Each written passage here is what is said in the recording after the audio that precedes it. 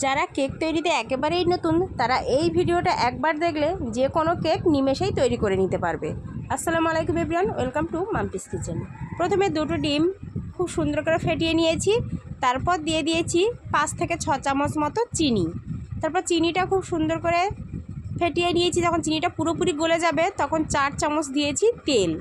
আমি এখানে সয়াবিন তেলটা ব্যবহার করেছি। তারপর সেটাকে ভালো করে ফেটিয়ে নিয়ে দিয়ে দিয়েছি 1 কাপ ময়দা, 1 চিমটি নুন আর হাফ চামচ বেকিং পাউডার। এবার সেটাকে খুব ভালো করে চেলে নিয়েছি। তারপর এরকমভাবে সুন্দরভাবে ঘুরিয়ে ঘুরিয়ে সামান্য যদি একটু পানির প্রয়োজন পড়ে তো এরকম পানি দিয়ে দিয়ে সুন্দর একটা স্মুথ ব্যাটার করে নিতে হবে। ব্যাটারটা ঠিক এরকম হবে। আর আমি এখানে দিয়েছিলাম হাফ চামচ মতো ভ্যানিলা এসেন্স।